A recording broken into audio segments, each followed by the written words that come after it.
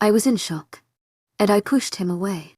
It was more from shock than force, and as I snapped back to reality, I realized was done.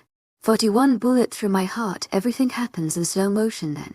I see Luke charge forward, Ethan wide, horrified eyes glued to my arm. Luke's hand pulls back and then his fist hits Ethan square in the face. Blood gushes out his nose. My hands fly to my mouth, holding back a gasp. My senses come back to me again. Luke holds Ethan by the throat, slamming him against the wall. I see his feet dangling in the air. If you touch her again, Luke growls. His lips curled in a feral snarl. I will rip you apart. Limb to limb, he pulls his other arm back, pointed fingers fisted tightly.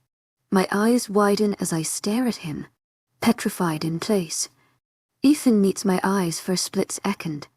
I'm sorry, they seem to say. Luke's fist hits his face again. He doesn't retaliate. Oh moon, Luke's going to kill him and Ethan's going to let him. Because of me. Stop. Luke's fist stops centimeters from Ethan's face. His eyes meet mine, and instinct tells me to run as dark pools of stormy rage stare at me.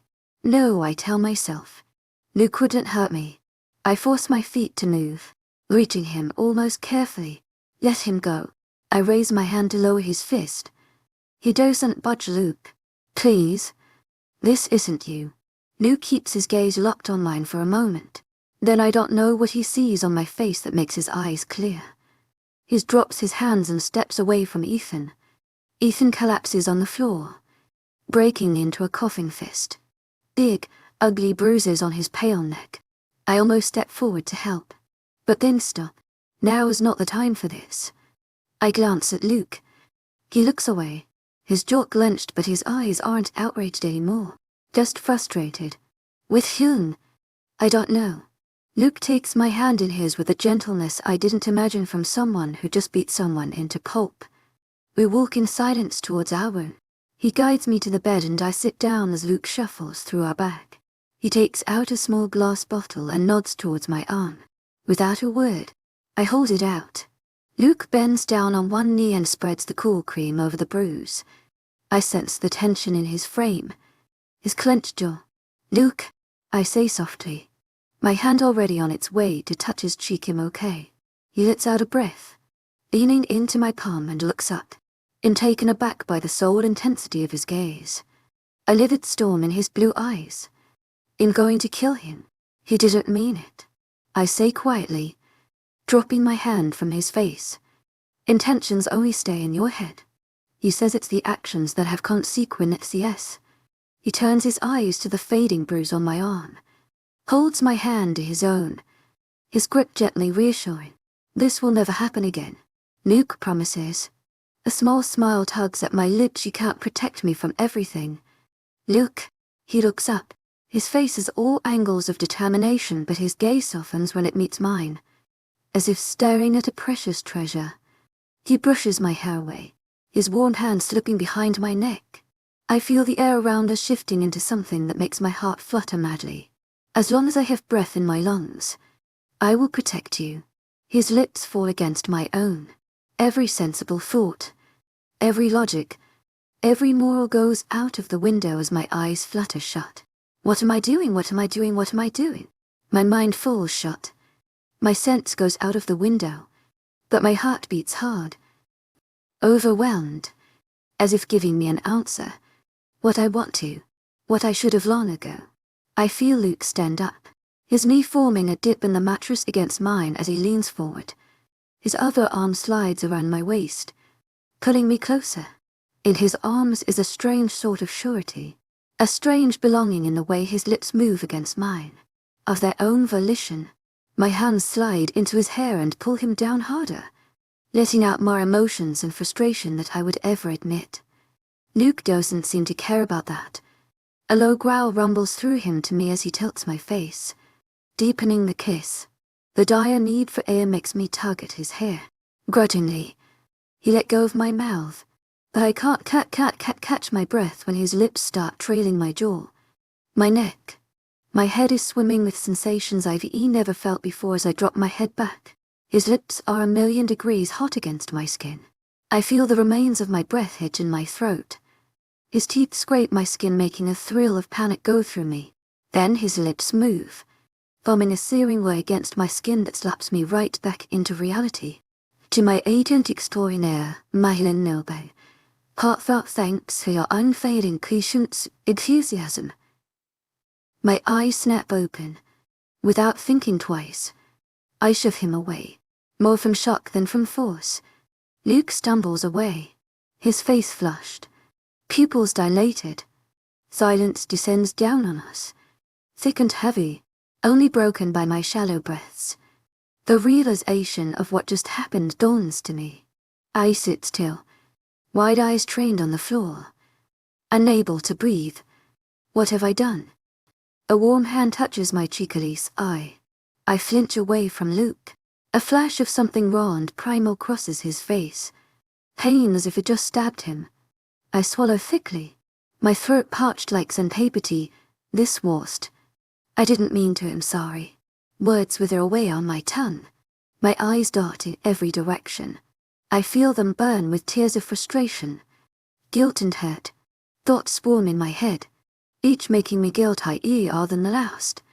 I've been getting too comfortable with a man who's not my mate. I let him kiss me. I kissed him back. A part of me doesn't regret it. A familiar deep voice pulls me out of my thoughts. I'm not sorry. My head snaps towards him. My vision blurry, but I see Luke move towards me. Slowly, quietly he settles down next to me. He takes my face in his hands, so carefully, as if in spun of glass. I want you. I think I have a bullet through my heart. Luke? No, I'm shaking my head. I want to mark you. Looking straight into my eyes. My soul, I want to live my whole life with you by my side. I wish I had a bullet through my heart. I want you to be mine.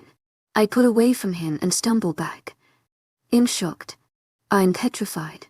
I'm frozen in time by the wrongness of this hour. This moment. That's not possible. I find my voice. A mere whisper. Why? Luke closes the distance between us. His eyes searching my own tell me the reason. The problem, and I will fix it. My face crumples. This is against the law. Against nature. I close my eyes and turn away from him. I want to shut him out. Shut my heart out. Shut my mind out. Shut out everything in this whole universe. Be numb. Simply exist and be teleported to a time when everything's back to the way it should be. To familiar arms wrap around me from behind and pull me to a warm chest, holding me in an embrace that should not comfort me. But it does. It does, and I hate it with every fiber of my being. Once in the Alpha Supreme, the law will bow to me. Luke's words caress my ear. Will you chose me then? If I make sure no one can take you away from me, some fragile barrier it put against the chaos, and my head breaks. I turn around sharply in his hold, wrenching myself free of it. Can you change fate? My words sound sharp to my own ears. Can you fight the hate that will follow me to my grave after the filthy Omega traps the Alpha Supreme into being with her? Can you promise that when we stumble upon our true mates, we will not end up desiring them more? Maybe you didn't think my words through. I want you. Wholly. Completely. Luke says, his face set in stone, stormy eyes determined more than ever, and for you, I will do whatever it takes. He holds out a hand for me. Be my reason to fight. And let me be yours. Enthusiasm. HES steps away from me, but the distance is impossibly long. His eyes hold so much longing, so much hope. It's cutting through me. To know that I can never close this distance, that I can never rest my head against his chest, run my hand through his hair, or bare my heart to him, because HES not mine and or am I his, is like the strongest silver cuff holding me to the bottom of an ocean. I'm tired. Look, I whisper. The lies burn my tongue. I'm tired of fighting. The flash of unadulterated pain that crosses his face is forever burned in my memory. His fingers curl and he drops his hand. Eyes firmly shut. When he opens them again, they're blank. Hard as stone. Very well. Luke's voice is the coldest, hardest metal that's ever ripped through my heart. I will not bother you again. 40 to say something. He doesn't come back the whole night. which is good. I really didn't want him to hear me cry myself to sleep. I wake up with puffy, red eyes, a numb mind and a heavy conscience. My thoughts have tired themselves by running in circles. My heart is a traitorous bastard. The only solace I can offer myself is this: it's going to be fine. Soon this hunt will be over and you'll never see Luke again. Both of you will get busy in your new lives. Forget this ever happened. I splash water on my face, hissing when it stings my eyes, but the puffiness decreases a bit due to the cool water. I change clothes and put my hair in a messy braid. I'm sitting on the bed, mind blank like an untouched paper, when the door opens. Luke's eyes meet mine momentarily. I feel my heart jump to my throat. He looks away and silently packs up our bag. We're leaving. With that, he goes out of the room. I ignore the twist in my chest and follow him out. Ethan and Tyler are sitting in the lounge. They look up at us. Ethan quickly averts his gaze, his perfect nose swollen, though the bruises on his neck now gone. Tyler only exchanges a nod with Luke before we go out of the house. We walk on for hours, not once saying anything. The silence is so loud. I want to clap my hands on my ears to shut it out. Several times, I had opened my mouth to say something but then mashed my lips together, not speaking. The day bleeds into night without a single word spoken between the two of us. Is that how it will be from now? Did whatever we had was shattered by the reality I'm desperately holding on to? We'll camp the night here, Luke says. Stopping at a small clearing, I nod, unable to form words. The irony is cruel.丨extraordinaire, wildest. Heartfelt thanks for your unfailing patience, enthusiasm. He always wanted me to be quieter. I always wanted him to treat me as a fighter.丨extraordinaire, wildest. Heartfelt thanks for your unfailing patience, enthusiasm. Both of us have exactly what we wanted, but it's not what we want anymore. Silently, mindlessly, I start the fire and sit by it, watching the flickering flames. Is this what it's like to be in relationships? Even if for a few minutes. Goddess, this sucks. Luke hands me a blanket. I silently accept it. He walks away, standing by a tree, arm crossed across his chest. I stare at him for a few moments. Say something. Say what? Tell him he should have never thought we could work. Tell him I'm an idiot for being blinded by my own feelings to notice that him and me were becoming we. Tell him I wish it wasn't this way, but reality is choking my hope and telling me this is how it is. Tell him I want to put my arms around him, egg my face in his chest. Away from reality. Will that change anything? So I just stay quiet. I put the bag under my head, using it as and wrap the blanket around me. I close my eyes and tell myself again, it's going to be fine. You're going to get over this. Both of you will get busy in your new lives soon. You'll forget Luke Winters. But somewhere in the back of my head, a thought creeps up to me, chilling me to my bones. What if you can't? Luke silence. I'd always save it. Found it best for thinking, clearing my head. I would have gladly had most people tape their mouths for the sake of the quiet. I never thought there would be a day when I would hate it with every fiber of my being. I can hear her footsteps behind me, her scent like a comfort that's always reminding me it won't last for long. She's been quiet for the better part of the past 2 days. Both of us have. I can't decide if I'm infuriated or elated. Maybe both. Elated because I'm not sure I can handle pretending everything is fine. Infuriated because this isn't how I expected the last of this hunt to be. Every now and then, she would look at me, prepared to say something, but then she stops herself, thinking I'm not noticing just how many times she has done that by now. Let's not stop tonight. I turn to face her as she speaks. Steady golden eyes look back at me. I look up at the darkening sky. With minimum defense gear and food, it's better if we try to cover the remaining distance as quick as possible. Besides, it's not like I'll be getting any sleep anytime soon. I nod at her and pick up my pace. Only a short while later, a soft voice breaks the lovely numbness in the air. Look, I resist the urge to clench my fists. Glance at her from the corner of my eyes. She takes a deep breath. Are you mad at me? I stop and look at her with a stoic face. But even then, I can't help but raise an eyebrow. Why would I be genuinely confused? She wrings her hands, something she's never done before, and bites down hard on her bottom lips. For the love of Goddess, stop doing that. You're not mad at me, she asks slowly. I nod then. Why are you ignoring me? I cock my head to a side like how? She looks away, shrugs, looks at me again, unease written all over her face. You haven't talked to me since we left the house. She says you haven't either. A beat of silence passes. The air around us is so thick, I could cut through it. Then her lips curl up in a small smile. Well, then we've both been fretting over nothing, she says, a hint of hope in her voice. Nothing. The way you and I had started trusting each other, leaning on each other, was nothing. The way electricity cackles when you touch me is nothing. The way we complement each other perfectly is nothing. I wouldn't use that word for what we're fretting over. But the hope in her eyes makes me nod. I don't want this to be more uncomfortable than it has already become. I don't want you to be uncomfortable around me. We start down our path again. The air seems breathable now, less tense. Hazel seems visibly relaxed, as if the problem is gone and over with. As if it was so small. Maybe for her it was. I ignore the twist in my gut. Maybe for her you never met more than a partner, a companion. It was you who made these assumptions. And look where that has led you. Luke, Hazel says.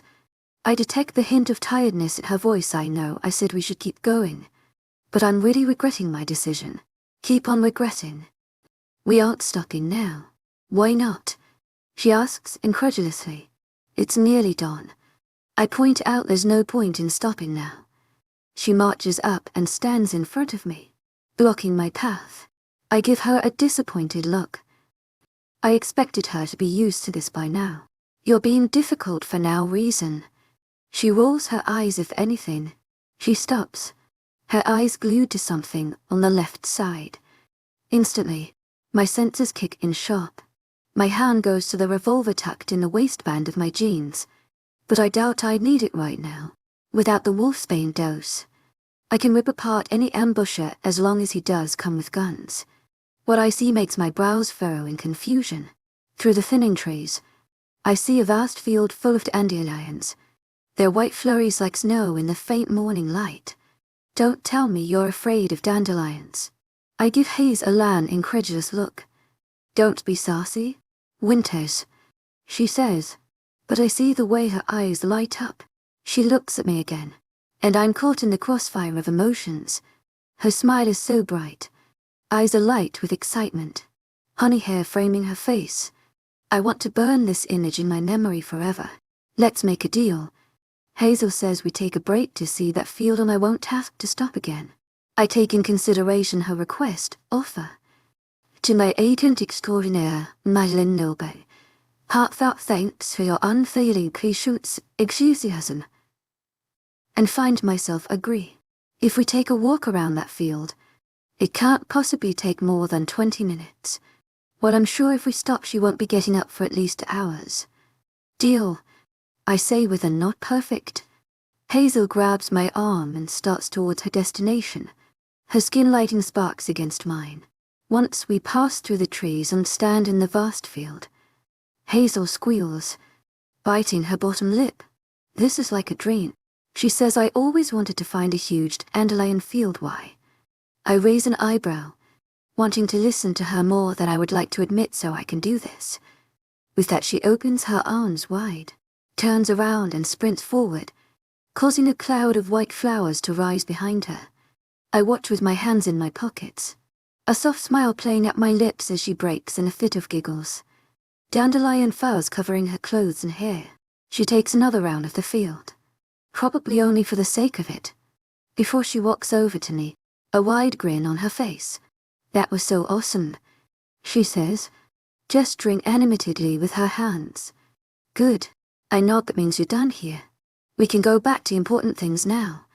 What? Her eyes widen in alarm. So soon? I cock an eyebrow. It's been 10 minutes. Come on, Luke. She gives me a look. puffing up her cheeks. This isn't fair. I want to stay for a bit longer. I keep my gaze locked on hers. Hazel doesn't back down, stubborn as always. I raise my hand. Her eyes follow its movement as I bring it near her face. Then I flick her forehead. Hazel loses her balance and falls back. A puff of dandelion fuzz rises up as she falls. Blinking in confusion, my lips twitch upward. Being unfair has its benefits. Hazel glares at me, only adding to my amusement. Then I feel something hit my ankle hard. Before I can steady myself, my feet lose their footing on the slanted earth and I fall down in the flowers. Another puff of white fuzz floats in the air. A cackling laugh reaches me. I look up with narrowed eyes at the girl who's struggling to control her laugh as she looks at me. That wasn't funny, I say sternly. Of course not. Hazel nods. A wide grin on her face. It was hilarious. She doubles over laughing. I sweep my hand through the flowers nearby, causing the fuzz to fly straight into her mouth.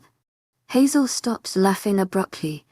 Then irregular coughs and sneezes follow, eyes wide, giving her an even more animated look. I find my shoulders starting to shake, and before I can think better of it, a laugh escapes my mouth, the sound strange to even my own ears. Hazel glares at me and stands up, marching towards me. You are such an... She cuts herself off with a yelp of surprise as she loses her balance. Falling right over me, her head hits mine hard, and before I know it, we're rolling down a small slope. When my eyes focus again, I was aware of the small body over mine, my arms wrapped around it of their own volition. Hazel lifts her head, the tip of her nose touching mine, slightly parted lips hovering over my own. The light from the rising sun bounces off her skin, catches in her eyes to make them look like golden pools. Her breath falls on my lips in soft pants. I can't help the desire that crashes over me like a high tide. Without thinking, I tilt my face. My lips brush against hers, causing a shiver to race down my spine. A cackle of electricity. She pushes me away. My eyes snap open to see that she's turned her face away. Lips pursed tightly. Reality wedges itself like a silver blade in my windpipe. My body seems to lock itself in place, unable to move in the wake of the royal in my chest. I force my arms to shift from around her and let her go. She moves away, not meeting my eyes. I stand up, my throat parched like sandpaper. I want to punch myself in the face. She told you she doesn't want you. I tell myself fiercely. Hushly, we should go. My voice dead of emotion as I turn to go back. Someone holds my hand. I suck in a sharp breath.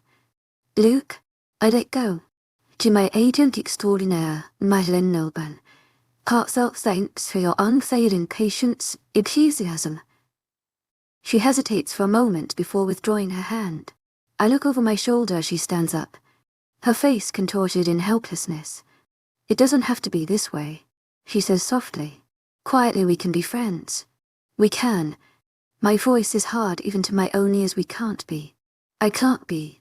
Luke, it doesn't have to be all or nothing, she says, closing the distance between us. That's the way it is with me. I don't want this to happen to us. Hazel says, just because of some infatuation. Anger burns in my voice. Composure slipping through my fingers. Is that what it looks like to you? Her shoulders slump, eyes confused with the battle wagging inside her head. Say something. Some hopeless part of me expects her to say she doesn't think that. That she feels for me what I feel for her. That she wants me too. She says nothing. I turn my face away, clenching my hands into fists, feeling my pointed fingers threatening to cut through the skin. She would never understand what it's like for me. What it's like to think I will never see her again after this hunt. What it's like to imagine a life without her. What it's like to know that she would fall in love with another man and I would be powerless to do anything against it. She would never understand what it is to love someone who doesn't want you to. We're wasting time. Steeling myself, let's go. She meets my gaze, searching. A moment later she nods, a troubled look on her face. We start on our path again, silence descending over us. I would not beg her to love me. I would not force her to see what I do. With a deep breath, I straightened my back and rolled back my shoulders, marching ahead on the path that would have led me to the goal I've waited to achieve for so long. The world could survive a heartless man, but it would not survive a heartless beast. 43. Let's pretend at least I tell myself it's nothing. I tell myself I don't feel like I'm about to burst into tears every time Luke averts his eyes from me. I tell myself my thoughts do not drift to what he said that day every night. I tell myself I will forget this. I watch as the sun comes up from behind the clouds. A wave of homesickness crashes over me. Mom's pretty face, smiling warmly at me. Carlo's crooked grin, corn blue eyes. Angelina S. ruckus over the tinny street things. Morgan's amazing apple pies and savvy stories. What have they all been doing since I came here? Would they remember what day is today? Someone touches my shoulder. I jump away. In an instant, my revolver is pressed against someone's forehead. My finger at the trigger. Luke holds his hands up in mock surrender at the waste of ammunition. I let out a breath I was holding and pull my hand away. You startled me. Luke raises an eyebrow. I called you wise. You didn't respond. Oh, I blink. I didn't hear you. You seem distracted. Luke says monotonously as he scatters away the remains of the firewood. I refrain myself from sighing. Why can't he just talk to me normally? It would make it so easier to ignore this. It would make everything like an illusion. Luke is right. This can't be as simple as you wish it was. The moon knows what it took for me to push away from him when all I wanted was him to kiss me the way he had before. In a way that made me forget fear. Restrictions. The whole damn world. I should die of shame. How could I do this to myself? To my mate? To Luke? I should have stopped him before things went so out of hand. I should have stopped myself. Someone snaps their fingers in front of my face. I blink a few times. Luke's impassive face comes in my view. I zoned out for a bit. I say sheepishly. He keeps staring at me for a few moments. Are you all right? No, fine, why? Luke shakes his head and picks up the bag, slinging it over his shoulders. The next words seem to retch themselves out of his mouth. You look like a kicked puppy. The corner of my mouth lifts up, just feeling homesick today. Luke starts walking. For a few moments we walk in silence. Then why? Don't tell him. There's no point. It's my birthday today. For the briefest moment, I see him falter in his steps. His shoulders tense. Silence stretches between us. I feel like kicking myself. Why the hell did I tell him? What did I expect? You're E20 now. I snap out of my thoughts and nod yes. Luke only nods at me before glancing down at the map in his hands. Is it possible to be jealous of a piece of paper? What the hell is the matter with you? I chide myself. This is what you wanted. This is what is right. Stop being so pathetic. Yes, not your mate. I'm in the middle of taking a deep breath when a horrifying thought hits me in the gut like an iron fist. What if I never find my mate? I swallow thickly. The lump in my throat stays just where it is. It's a huge possibility. I'm already 20. Already legally old enough to choose a mate for myself. I suddenly feel like something has sucked the life out of my legs. My heart rate doubles. Before this, before Luke, finding my mate was a secondary option over freedom. But now, if I don't find him, I'll never forgive myself for doing this to Luke. For doing this to myself. I'll never be able to forget. I stop in my steps, unable to breathe. Am I having a panic attack? Heart attack? Anxiety attack? No, I clench my fists tightly. Not today, whatever type of attack you are. Not now. To my agent extraordinaire, Madeline Nilben. Heartfelt thanks for your unfailing patience, enthusiasm. I'm okay, I say too quickly. Luke raises his brow. I try and fail to swallow the persistent lump in my throat. Damn you, you weird reminder of restlessness. Right. He nods his head, clearly believing my amazing acting skills, then stops standing there. Nodding, I quickly walk over to him. The morning bleeds into noon, and then the sun starts setting. We enter a thinner part of the forest. The earth covered with plush, dark green moss. It's so beautiful in the failing evening light. A stark contrast against the orange sky. I take another step forward.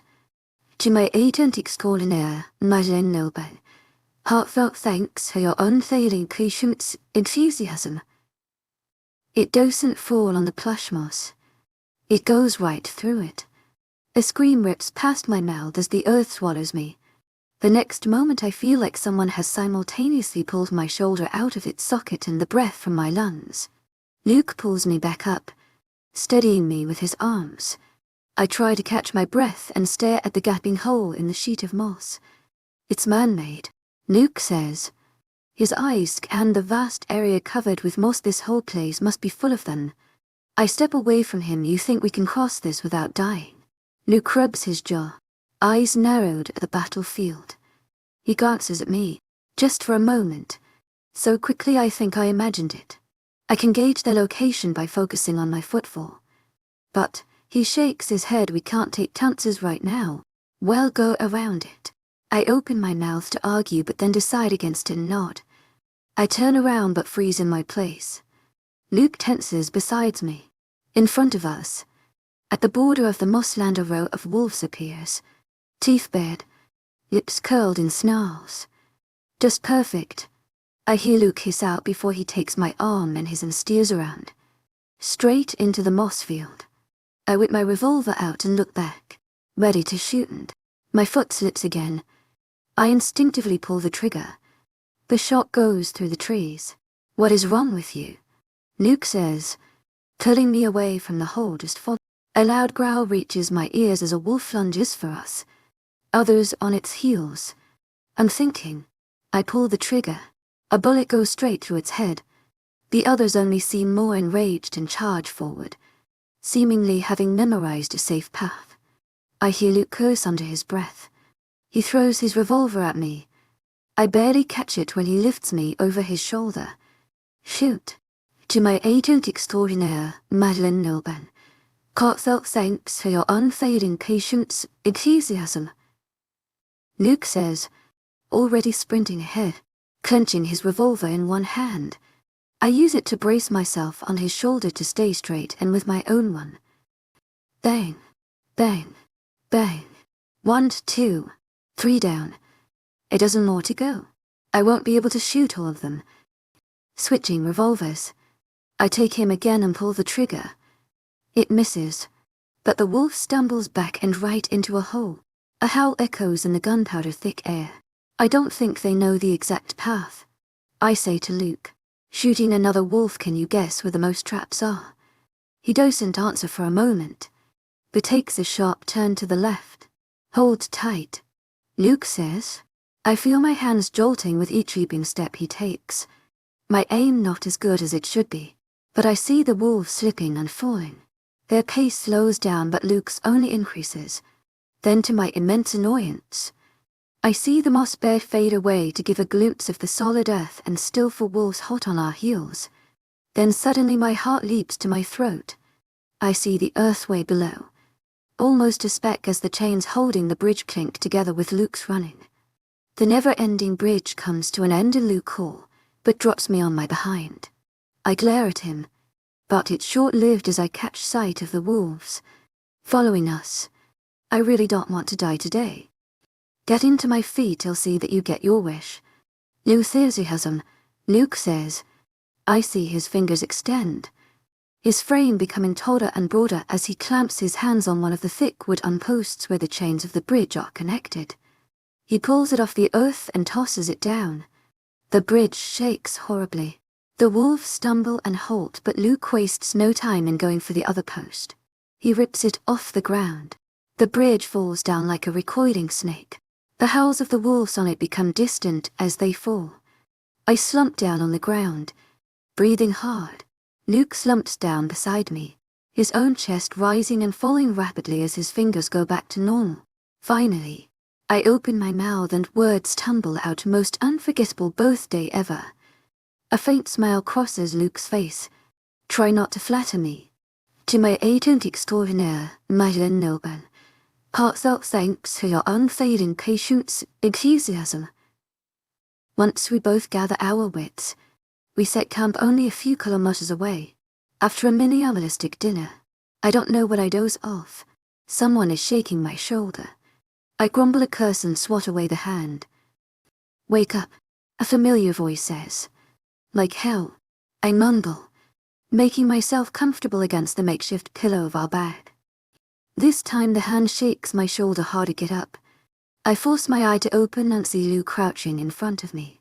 Instantly, alarms start going off in my head. What happened? Quickly sitting up. Nothing of consequence. Standing up, there's something you should see. My brow pulled together in confusion, but I not nevertheless and get up. Luke motions me to follow. In the dim light of the moon, I follow him through the forestry until he stops. Luke steps away from in front of me, and I hold back a gasp.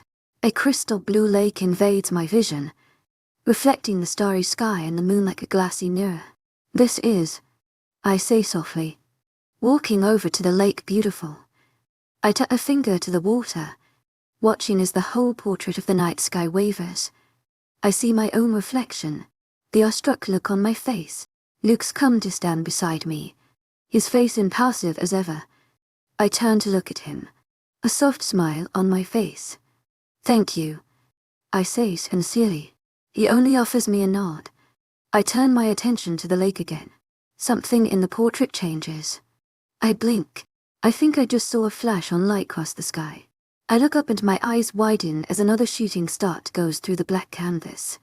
Then another, and another before the whole sky illuminates with them. I faintly hear you, Luke, stepping away. Unthinking, my hand reaches out to hold his. His profile stiffens. Stay here. I find myself saying stay with me. Luke glances at me over his shoulder. Don't act like this, Hazel. Like what? Like you care whether or not I'm around. I ignore the way my heart tightens in my chest, but I don't let go of his hand. It's my birthday today. I get to be happy for a while. Even if it's an illusion. Let's just pretend to be ignorant. I say quietly, taking a step towards him. Let's pretend your feelings are locked away in your heart. Never been let out. I swallow thickly, knowing if I say what's in my head, it'll be letting him know just how vulnerable I am. There would be no taking it back. Just as my gnaw. I notice the movement in his throat. His face is impassive as ever, but his eyes give him away. The longing in them is making me want to break every rule I've set up for myself. It's terrifying. Luke doesn't let go of my hand when he turns to sit near the bank of the lake. Once we've both sat down, he lets go and I wrap my arms around my legs, putting my chin on my knees. The silence that befalls us is comfortable after so long. I look at the sky showering light. A smile tugs at my lips. Let's make a wish, I say to him. You believe that? Luke asks, not bothering to hide his amusement. Yes, I do. Not caring if it looks childish, I close my eyes and think of what to wish for. I am getting what I wanted. I'm getting my freedom. What else could I want? I cut off my thoughts, feeling emotions overwhelming me. I don't think the stars can grant my wish. To my agent extraordinaire, Madeleine Nilban, heartfelt thanks for your unfading patience, enthusiasm. My eyes open and gravitate to his, swallowing the turmoil of emotions they induce. There are inches between entire oceans. This is how it's supposed to be, but it feels so wrong. I turn my face away, ignoring the dull steam behind my eyes. Mine neither. I regret the words just as I say them. I shouldn't be doing this. I'm only pushing both of us in a path that ends in pain and disappointment. Let's pretend that's not what we wish for. I whisper. I feel something warm brush against the side of my face, slowly turning it sideways. Luke's stormy blue eyes meet mine. He leans forward, his palm rough against my cheek, causing my heart to beat a tempo against my ribcage. I can't. Luke says. I look away from his stormy eyes. It's too much for me. His emotions, his sincerity. It's too much for me to handle, too intense. I'm sorry, I whisper, afraid my voice would betray me if I speak louder. Luke holds up my chin with his thumb and finger so I meet his steady gaze. I'm not sorry. To my agent extraordinaire, wildest, heartfelt thanks for your unfading patience, enthusiasm. Not for this. He holds my face in his hands, looking at me like I'm his victory. The sun, the moon, a priceless treasure, an illusion about to fade. Alice, he says my name like an endearment, so softly it steals my breath. I put a finger on his lips. My heart cracks in a million pieces. Those words don't belong to me. Luke takes my hand in his hand, puts it on his chest, above his heart beating fast. Irregular under my palm, trying to tell me something words would never be enough to explain. Tell me again they don't belong to you. I swallow thickly, feeling my resolute cracking under the intensity of his gaze. Why do you make this harder for me? My voice fragile. Why do you make me want things I have no right of desiring? Just this once, he says softly. He leans forward, and despite myself, I find myself closing the distance as well. Just for a moment. Luke whispers, please be mine. His lips fought against mine, so softly, as if the slightest force would shatter this mirage, so slowly and carefully, as if wanting to stretch this moment over a million years. Against the perfect texture of his lips, I taste something salty. Hesitantly, I pull away, blinking only to realize my eyes are sweating. I try and fail to form words. A watery chuckle catches in my throat. This is so stupid. Like soap opera. Luke wipes away the tear streaks on my face. His face steeled, but his eyes swirling with a storm of emotions. I don't want to be the reason you cry. You're not. I shake my head. A little sad smile on my face, I promise. And I don't cry. My eyes sweat sometimes. He allows the ghost of a smile on his lips and pulls me to himself, wrapping an arm around my waist, stroking my hair with the other, offering comfort that I will miss more than anything else in the world. Let's pretend this is a dream, a world fantasy. His hold on my tightens before saying, from tomorrow, everything will be the way it should be. To my agent extraordinaire, wildest, heartfelt thanks for your unfailing patience, enthusiasm. I close my eyes and take a deep breath, taking in the intoxicating scent of coffee and pine trees, under the star-tainted sky, surrounded by the secrecy of the forest. In circle of his arms, my heart whispers, softly, clearly, that I never want to wake up. 44 bullet through my head. The next week is a blur. True to his promise, Luke didn't show a hint of his emotions after that night. For that matter, neither did I. We both acted the way we should, like partners, and the fact that we're close to the finish line only fuels our will to keep focused. We hadn't really slept since the past week, only dozed off occasionally, which is precisely why I wake up in the noon to the sound of a growl. My eyes snap open, hands already fumbling to get the revolver out of the waistband of my jeans. There's only one bullet left, is my only thought as I spring to my feet. My eyes dart in every direction, but I see nothing that could be a threat. Then it dawns to me. Where did Luke go? Tucking the revolver away. I start forward, a frown on my face. Where the hell is he? Only a short distance away. I see him pacing around, his head in his hands. Another low growl reaches me. Luke? A hint of worry leaks in my voice. His head snaps in my direction so quickly I almost flinch. His eyes arc. Near black. When did you wake up? His voice a little rough around the edges just now. Walking over to him, are you all right? He moves away just as I approach him, but the tension in his frame doesn't go unnoticed by me. I narrow my eyes at him back. I know full moon is in 1 week. He must be having trouble controlling his wolf. Why won't he tell me? It's not like I don't know about it already. Are you sure? I ask him as he walk back to where I came from. Yes. He doesn't even look at me. Luke walks ahead and I throw my hands up in frustration. To my agent extraordinaire, wildest, heartfelt thanks for your unfailing patience, enthusiasm. They are impossible. I open my mouth to bug him again, but then stop myself. It's none of your business. I tell myself firmly. You're not supposed to worry about him. But I can't stop myself from glancing at him every now and then. Though Luke keeps always fast pace, I've never seen him break a sweat. So I guess it's a bit concerning to see a sheen of sweat cover his brow, his whole body taut like a spring under tension. How long until we reach the finish line? I ask him after a few hours. I'm not sure. Luke says the recreated map isn't very accurate, but I guess we should reach it in about 5 days.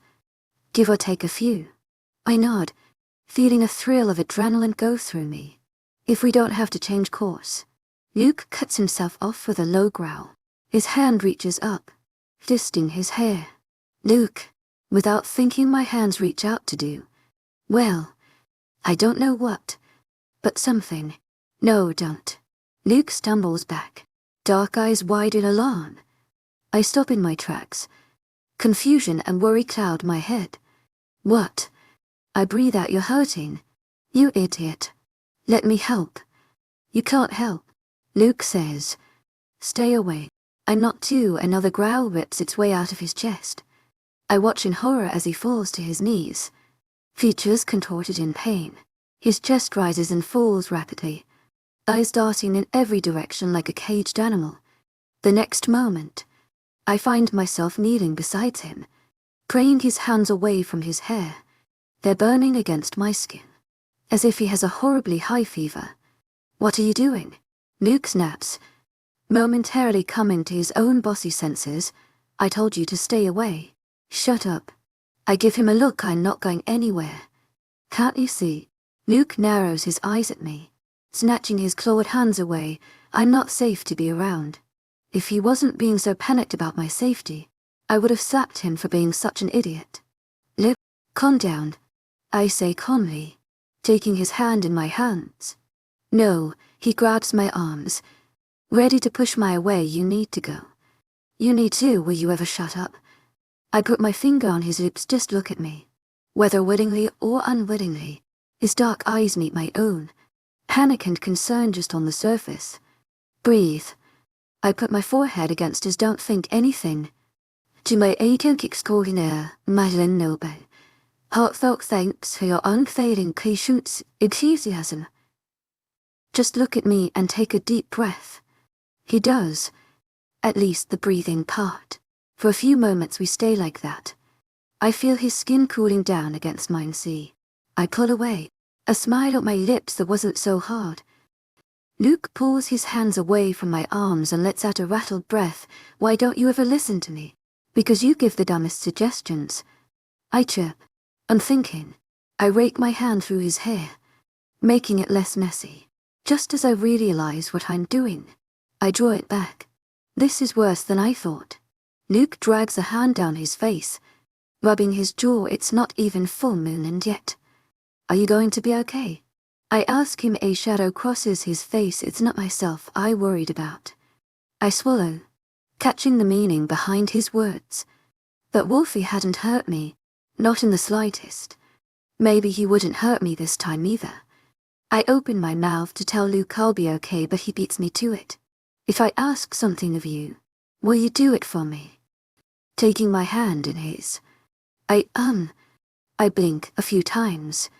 Answer my question, Elise. Tightening his grip on my hand, his eyes search my own. Will you do it? Do what? I ask him, confusion thick in my voice. Luke's stormy eyes are steady as they look at me, as if steeled against emotion. If I shift, put a bullet through my head. To a agent extraordinaire, Madeleine Noble. Heartfelt thanks for your unfailing patience, enthusiasm. My eyes become the size of the moon. I try to snatch my hand away out of pure surprise, but Luke holds it in firm grip. He leans forward, his face dead serious. I don't know how long until my restraint snaps. He says, and when that happens, you need to put me down. Luke, are you even listening to yourself? I say furiously, I'm not going to kill you. You won't have a choice.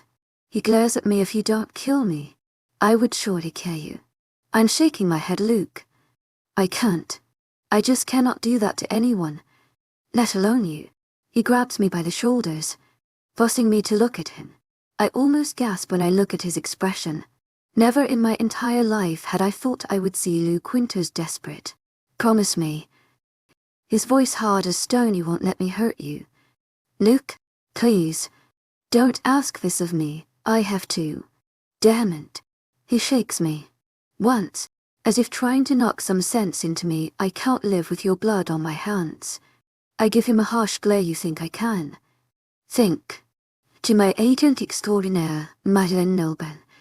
Heartfelt thanks for your unfailing patience, enthusiasm. His stormy eyes bore into mine. Maybe this time if I shift, I won't be turning back again. I would become a monster. A killing machine. He lets go of me. His eyes hold an ages-old pain. A fear that's been with him for so long. He stopped being afraid of it. A man standing at the brink of the ocean, ready to be thrown off and drown. I don't want to become that. Luke says. I stand to my feet. Come on. Get up. I grab his arm, trying to pull him to his feet. Though confused, Luke complies. We don't have time. Starting to drag him behind me, we reaching that darn finish line. If it's the last thing we do. Hazel, no. I'm surprised at the steel in my voice. You're not going to become a monster. I'm not going to have to kill you. Nor are you killing anyone. There's no other way around it. Luke sighs, though he keeps walking. I wail on him. My eyes glassy with burning tears. No, sweat. I do not cry. Then we're going to do what we always do. I jab a finger at his chest. We're going to find a way out. I hold his gaze. My breath short and harsh in the silence around us. He looks away from me and walks past me. Then stop wasting time. I hear the hard and commanding voice that I've grown so fond of. We have places to be. The next few days go by almost in a run. Though Luke didn't show it. I know these few days have been hard on him. Especially because he couldn't blink an eye to sleep. Not once. As our time is coming to an end, I find myself closer to telling him about that night he shifted. I want him to know that he's not the monster he thinks himself to be. Luke? Mustering up my courage. Watch your step. Pushing aside the vines in front of his face. The trees are older here. You might trip on a root.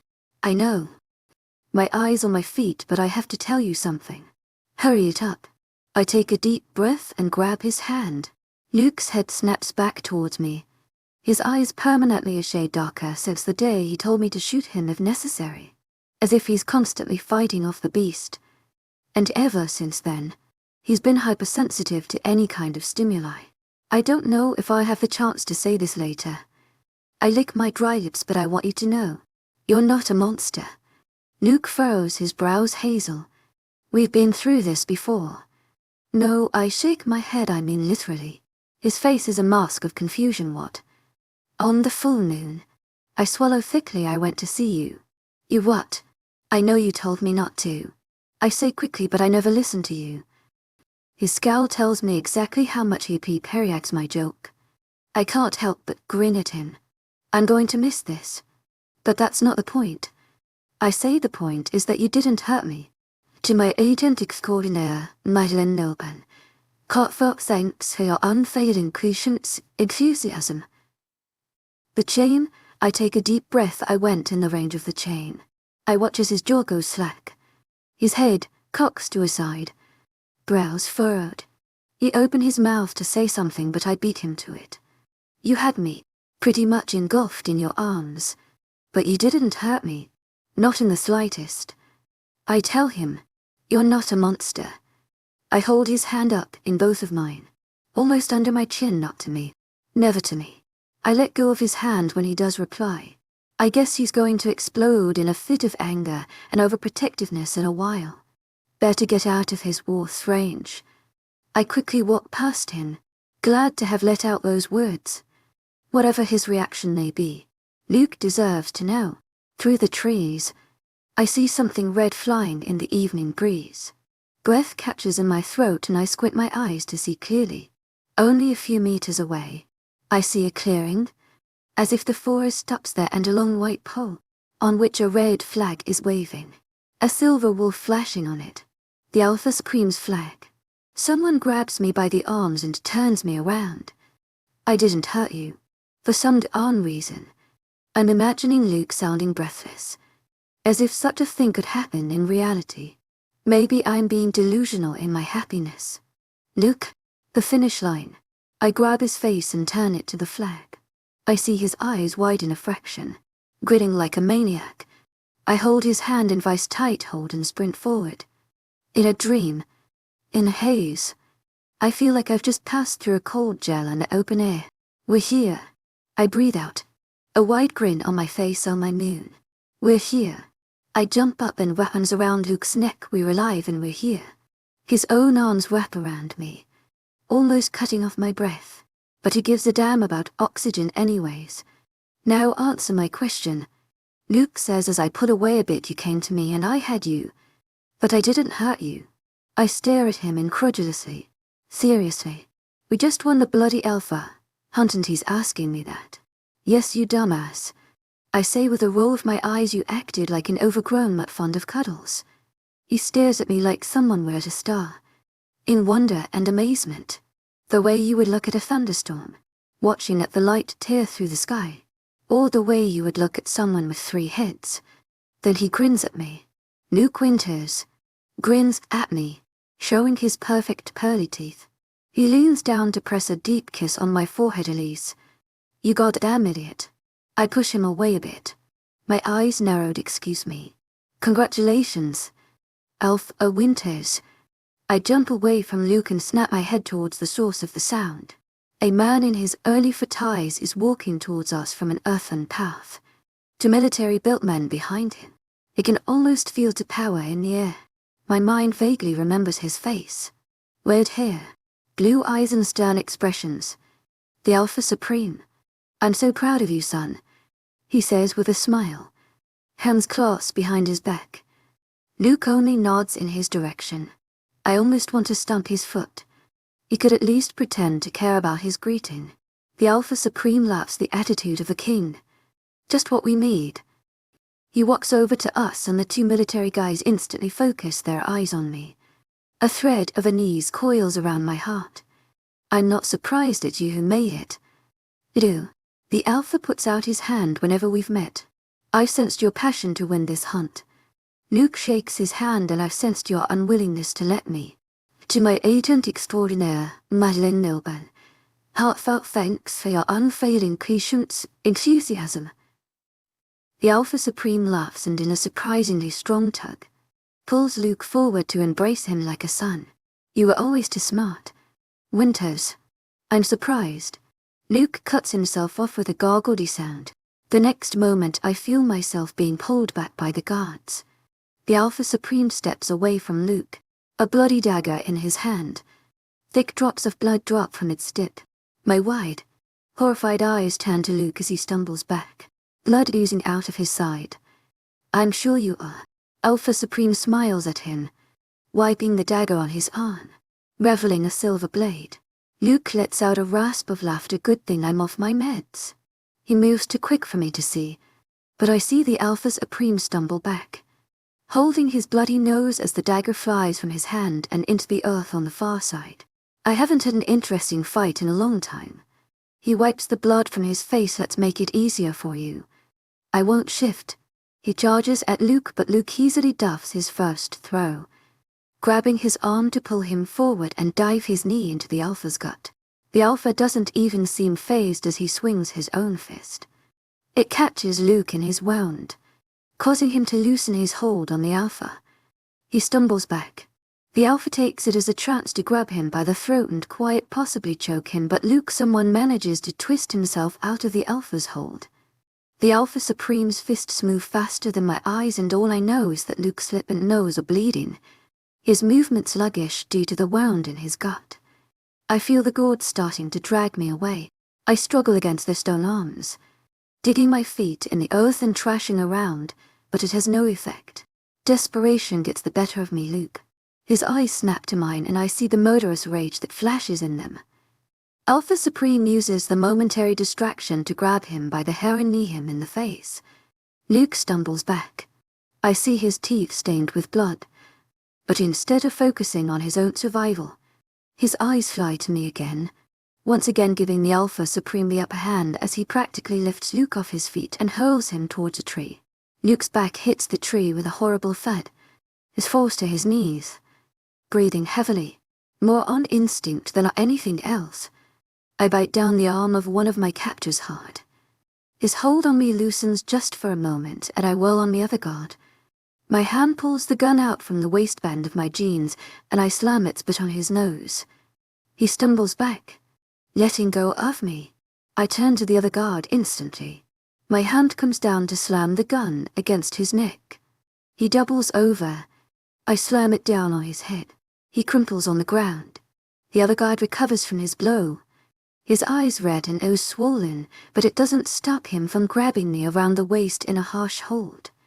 Look, I throw the revolver towards him the best I can. It lands in someone's hand. Not Luke's. The Alpha Supreme gives me a chilling smile, I must admit. She's a wild one, but I suppose this hunt would have to remember her as a martyr. Don't you know, Your Highness? Luke grabs him by the back of his neck and whirls him around. Hunters never take their eyes off their prey. The slivered dagger goes straight in the Alpha Supreme's chest, into his heart. He crumples to the ground, pulling at the heavy hilt of the dagger. But I can't see him any more since the next moment. Luke has ripped me away from the guard. His hand closes around the man's neck and a snap. Sounds in the air. I fall on my behind, breathing heavily. Luke crouches down beside me. Elise? He's holding my arms, Hazel. We have to go. To where agent extraordinaire, wildest. Can't thanks for your unfailing patience, enthusiasm. I ask shakily as he helps me get up. There's supposed to be a mansion to accommodate the Survive RS and winners. He says we need to get there fast. Are you all right? It's a stupid question, but I'm staring at his blood-stained shirt. Not too bad. He says I was already pulling away where he used the knife. The wound isn't too deep. Bang. The air stills. Both Luke and I hold our breaths. My eyes are trained on the Alpha Supreme's body on the earth. The revolver in his hand as his eyes glaze over. With a shaking hand, I touch my stomach. My hand comes back slick with blood. I open my mouth to say something. Blood comes out, pouring down my chin. My legs give out from under me. My head swimming. Luke's holding me to himself, his eyes desperately looking over me, settling on the wound. I barely feel him lift me in his arms. Elise, hold on. Luke's running maybe. His voice is shaking. Maybe don't close your eyes. But my eyes are dropping. There's so much pain through my body. It's numbing, telling me to go to sleep the way I used to when Mom told me bedtime stories. Mon Carlos. Angelina. To my agent extraordinaire, Madeleine Logan. Heartfelt thanks for your unfailing patience, enthusiasm. Everyone's faces swirl before my eyes. Tyler, Clary, so many more. I'm tired. I know. To my agent extraordinaire, Madeleine Logan. Heartfelt thanks for your unfailing patience, enthusiasm. Luke says, but I need you to stay strong. Like you always do. I need you not to close your eyes. My hand is shaking when I reach it up to touch his face. His face snaps down to look at me. Stormy blue eyes that I've grown to adore look at me with so much pain I think it's even greater than mine. Don't. I croak out. My hand drops. Don't be hurt. I won't be. I hear the hitch in his breath. I will do anything you say. Just don't let go. He's still running. So am I. To where agent extraordinaire, Madeleine Logan. Heartfelt thanks for your unfailing patience, enthusiasm. I'm not sure. I dimly register him shouting at someone. Bossy Luke. Will let go of any chance to show who's in charge. Enthusiasm Luke. A breath leaves my mouth. He's letting me down on something. His frantic eyes meet mine, yes. To my agent extraordinaire, Madeleine Logan. Heartfelt thanks for your unfailing patience, enthusiasm. I feel my lips twitch up. I like that name. I like the way it sounds on his tongue. I want to taste something on my own tongue. I love you. 45 my Luna Luke. My shoes make a rhythmic thud on the polished wooden floor as I turn to my newly acquired office. Everything is in perfect order. A large L-shaped desk in the center. A high-back chair behind it. Shelves line the walls. The windows on the east wall light up the place. I take my place behind the desk and pick up the file I'd put there last night or early morning. Sleep has been miles away from me. 20 alphas had participated. 7 have made it back. After reaching the mansion, I had a witch lift off the spell from the competitors' wolves and the forest, officially declaring that the hunt was over. The last team reached here yesterday. The packs of the deceased alphas will have to be adjusted under others' authority. If they don't have another of the alpha bloodline to take the role, as I leaf through the file, the accommodations storing in my memory with singular glances, the door knocks. To my agent extraordinaire, Madeleine Nilban, heartfelt thanks for your unfailing patience, enthusiasm. Eamon Rest in a dark uniform comes in, his face impassive. Gorge Williams was part of the few warriors with me on my journeys the past 5 years. He was always my first choice to call when I needed to do something discreetly. Alpha Supreme Winters. He bows to me. The ceremony is in for days. Williams. Returning my eyes to the file, him that the Alpha Supreme yet. What's the news? As per your orders. He beings formerly the Alpha Supreme Marcus Goldstein. Body has been taken care of. All the servants in the mansion who witnessed your arrival have been warned to keep their mouths shut. I put the file away and prop my elbows on the armrests, steepling my fingers as I hold his gaze. I doubt people would take well to a ruler who killed his predecessor.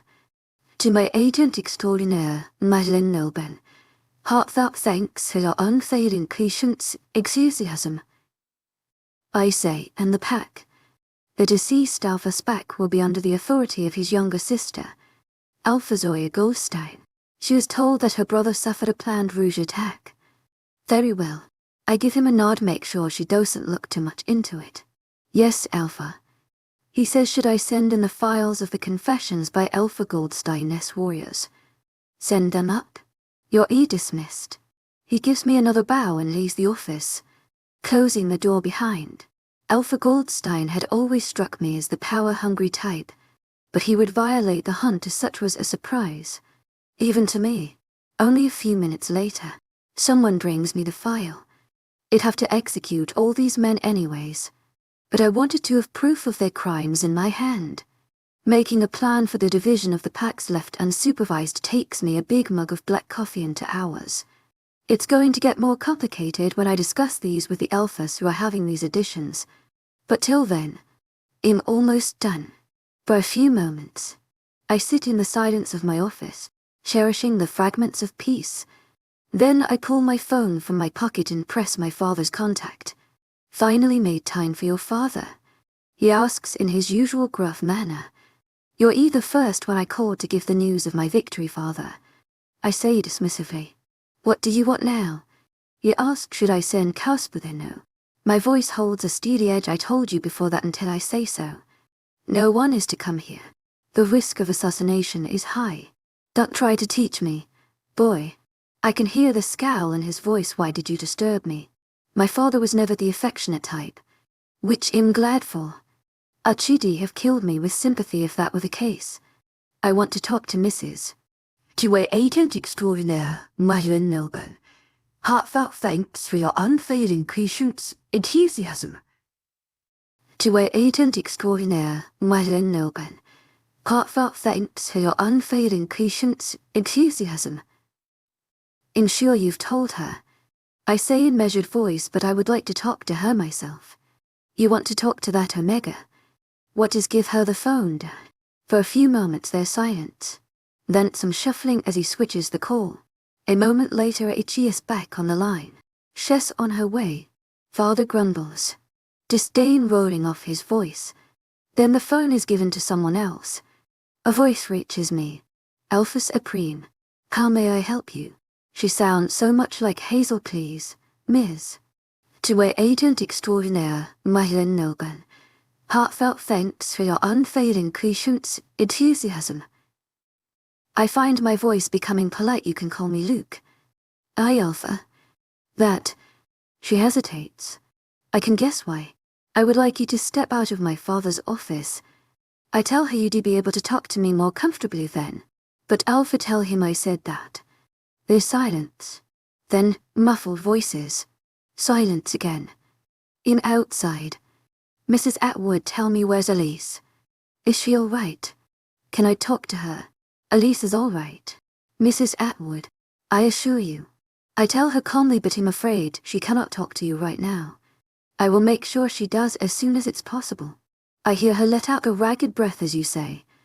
To my agent extraordinaire, Madeleine Nilben. Heartfelt thanks for your unfailing patience, enthusiasm. Le, pardon. I want you to call me Luke. I say politely your daughter is the only reason I'm going to be the Alpha Supreme for the next 10 years. Keep that in mind. There is a beat of silence then. To my agent extraordinaire, Madeleine Nilben. Heartfelt thanks for your unfailing patience, enthusiasm. She says tell Elise I'm waiting for her call. I will. No, she says. Hesitates for a moment. Please take care of her. You don't have to worry about that. I nod to myself. She hangs up. I put the phone back in my pocket. Picking up my suit jacket from the back of my chair. I leave the office. The wide windows in the hallways illuminate them with an orange light of the setting sun. I pause beside the window. The sight of the sun melting behind the trees looks on for the maybe bleak. Through the winding hallways on the top floor. My feet take me to the master bedroom. I see 2 guards stationed outside the door. A short woman closing it as she leaves. Alpha Supreme. Vahida bows as she sees me coming. I look past her at the door. Before my eyes meet her slanted brown ones. How is she? She's recovering exceptionally well. She says with a nod. Having her wolf unlocked is really helping. I only offer her a nod, moving to grab the door handle when she speaks again. Alpha Supreme, I really think if you can get her mate here. I don't remember asking you for advice. My voice cuts through hers like a blade. From my peripheral, I see her swallow before she bows. Why, yes. To my agent extraordinaire, Madeleine Nilben. Heartfelt thanks for your unfailing patience, enthusiasm. She scurries away. I turn the handle and step inside the room. As I close the door behind, the scent of gardenia flowers and rain wraps around me like a comforting blanket, soothing every worry and exhaustion. The room really does show it was the residence of the ruler of the lichen race. The canopy ceiling high above the walls, the massive windows on the east wall, the white silk curtains hanging over them, the white settle and sofa in one corner all scream royalty. I walk towards the king-sized. The chair it put by its side still in its place. My eyes fall on the girl asleep under the sheet. Her honey hair spiraled on the wild pillows. Silently, I sit down in the chair, my hand already reaching to hold hers. My skin sings as it touches hers and I let out a breath I didn't even know I was holding. My shoulders sag, relaxing for the first time since I checked up on her this morning. It's been 2 days since the incident.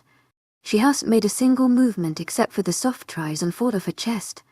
A newly familiar ache constricts my chest as I let out a rattled breath. I can't shake the hope that she might wake up just as I come. I've been waiting for you for so long. To my agent extraordinaire, Madeleine Nilben. Heartfelt thanks for your unfailing patience, enthusiasm. Don't make me wait longer. Unbident. Distant memories unfurl in my head. Is there a cure? My father had asked the strange woman sitting in his office.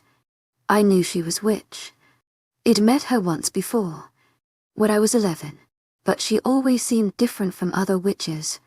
There was something strange in her sense, something powerful, something more knowledgeable than the rest. I can only think of one. Her blazing yellow eyes swam towards me. I wanted to look away, unable to hold her scorching gaze, as if she could see what I'd become the night of the full moon. See the poison called wolfsbane used as a medicine by me. See the blood on my hands as I did in my nightmares. But I held her gaze, my face impassive. I was 13. I shouldn't be intimidated by anyone. Then speak, woman, my father said. But I noticed that his voice wasn't as commanding as always. This woman was important, and she had no reason to do as he said. Find his mate. The witch said she should work as a leash. A leash. I couldn't help the note of disdain that leaped in my voice. Both my father and the witch ignored me. Father's gaze was trained on the witch. Determination itched on his face. How would that help? Ye arch on yun, OJX. The witch raised a golden brow. Even beasts can't UT what they love. I was suddenly glad that they were both ignoring me, since I could feel my ears burning. But keep in mind what he is. The witch said he can't find her as easily as Yamuts do these days. I saw my father's jaw tighten when she said muts, but he only nodded, understanding what she had said. But he isn't in his senses then.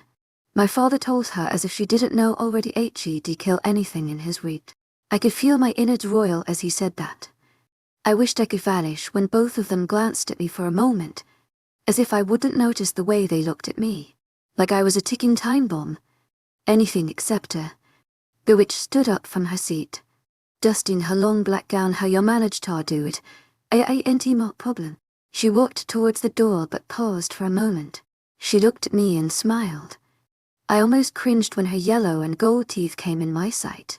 Best of luck. To my agent extraordinaire, Madeline Nobel. Heartfelt thanks for your unfailing patience, enthusiasm. And she went out. For the next few days, my father and baited rake busied themselves in devising plans to find my mate. I was sure if I wanted her to see me. I was sure if I wanted my soulmate to know what I was. But Mum always told me it wouldn't matter to her. That she would help me, understand my pain like no other. And I was stupid enough to believe that. For a few years, I believed her. I wished, hoped and prayed and visited every pack in my country. Let every trusted man see the monster preparing to unleash itself on the world. I had one hope. They all told me, and that was finding another to fix my broken pieces. Only a few months after I started my journey, I knew it was the solution I wanted. I didn't want my soulmate to find a broken statue she had to fix and cut herself in the process. I didn't want my soulmate to be afraid of me. I didn't want anyone to take care of my problems for me. I didn't want to be that man. Soon my mate was a secondary matter. Soon I knew what the Elf's hunt had to offer. Soon I didn't have to look for a stranger for peace. I had it in myself. An unshakable belief that I will find a way out. For 5 years, I went from one country to the next, training with one pack and the next, using any means to learn how to control the beast. In 5 years, I grew to the age of 100, survived more murder attempts than people double my age and reputation. In 5 years, JX Winter's son became Alpha Quintus. I didn't need my mate. I didn't need anyone. Now as I look at the girl in front of me, her eyes closed and features calm, a strange longing fills me, more than any I have ever felt for the stranger I'd been forced to look for. I may be damaged, ruthless, demanding and not worthy of this girl in any way at all, but I was so far gone that I couldn't love her more than anything in this world. Wake up. To my agent extraordinaire, Madeline Nobel. Heartfelt thanks for your unfailing patience, enthusiasm. I press a kiss to her knuckles. I need my Luna with me.